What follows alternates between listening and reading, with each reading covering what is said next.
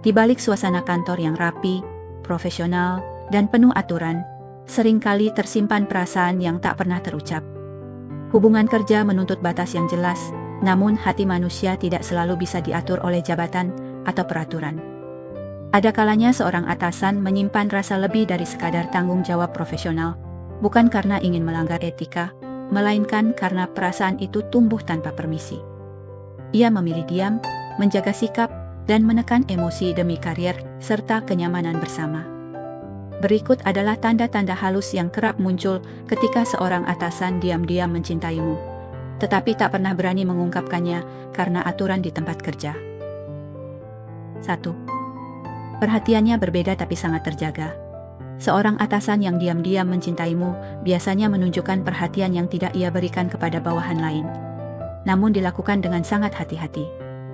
Ia mungkin lebih peka terhadap perubahan suasana hatimu, menyadari ketika kamu terlihat lelah, murung, atau kurang bersemangat, lalu menanyakannya dengan alasan profesional seperti kinerja atau kondisi kerja.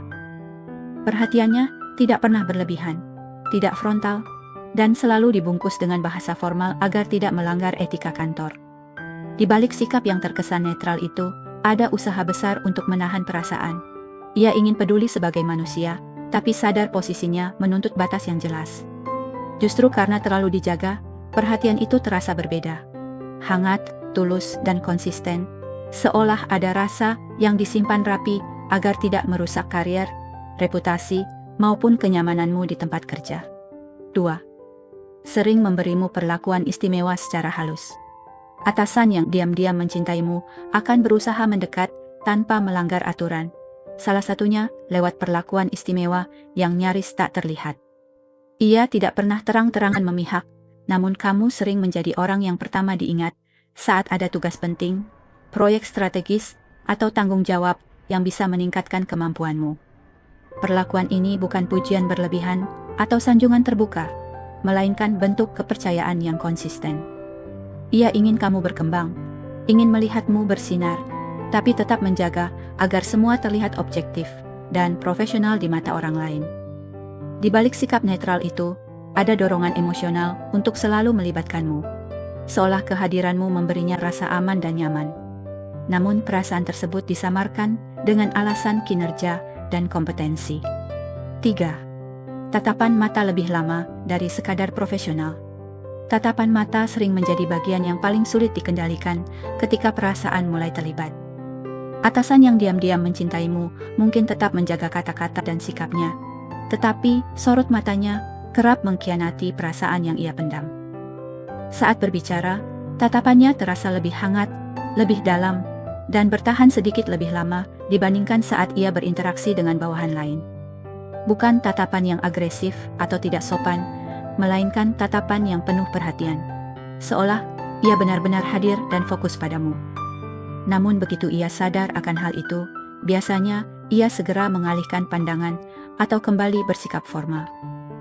Disitulah terlihat konflik batinnya, antara keinginan untuk mengekspresikan rasa dan kewajiban menjaga batas profesional demi aturan dan posisinya. 4. Melindungimu tanpa alasan yang jelas. Atasan yang memendam perasaan seringkali menunjukkan naluri protektif yang sulit ia jelaskan secara logis. Ia mungkin membelamu saat terjadi kesalahan kecil, meredam teguran dari pihak lain, atau mengambil alih tanggung jawab agar kamu tidak berada di posisi sulit. Semua itu dilakukan dengan alasan profesional, seperti menjaga stabilitas tim atau efisiensi kerja, padahal ada dorongan emosional di baliknya. Perlindungan ini tidak pernah berlebihan atau mencolok, justru terasa halus dan wajar. Ia ingin memastikan kamu tetap aman, nyaman, dan tidak terluka, baik secara karier maupun perasaan. Sikap ini mencerminkan konflik batin, keinginan untuk menjaga orang yang ia sayangi, namun harus tetap tampil sebagai atasan yang adil dan objektif. 5. Ingin tahu kehidupan pribadimu secukupnya. Atasan yang diam-diam mencintaimu biasanya memiliki rasa ingin tahu tentang kehidupan pribadimu, namun selalu dibatasi oleh kesadaran akan etika kerja. Ia mungkin menanyakan kabarmu, kesehatanmu, atau bagaimana harimu berjalan, dengan nada yang tulus namun tetap aman secara profesional. Pertanyaannya tidak pernah terlalu jauh. atau bersifat menginterogasi. Seolah ia selalu menimbang sampai di mana batas yang boleh dilewati. Di balik pertanyaan-pertanyaan sederhana itu, sebenarnya ada keinginan untuk mengenalmu lebih dalam sebagai pribadi, bukan sekadar bawahan.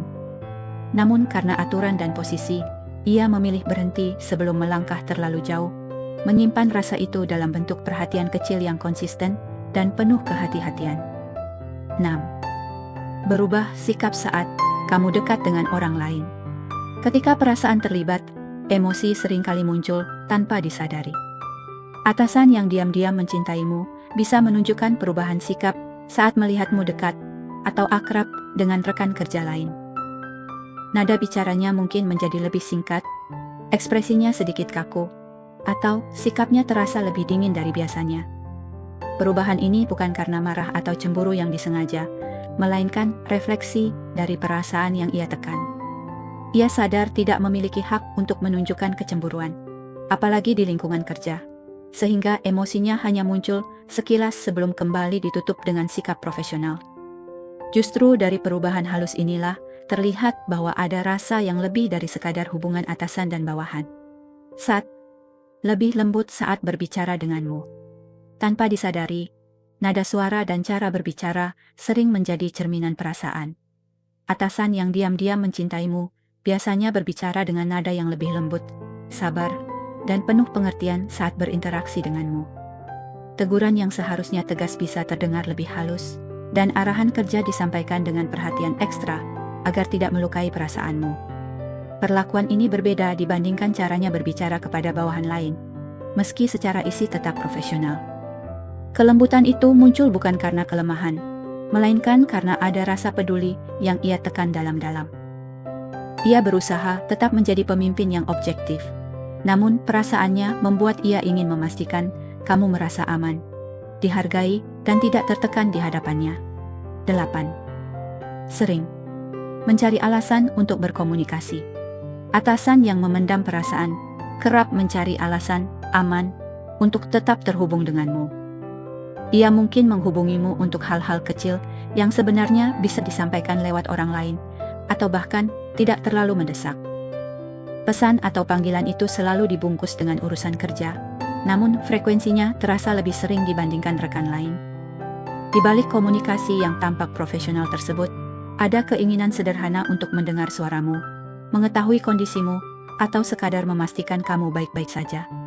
Namun karena sadar akan batasan, ia tidak pernah memperpanjang percakapan ke arah pribadi.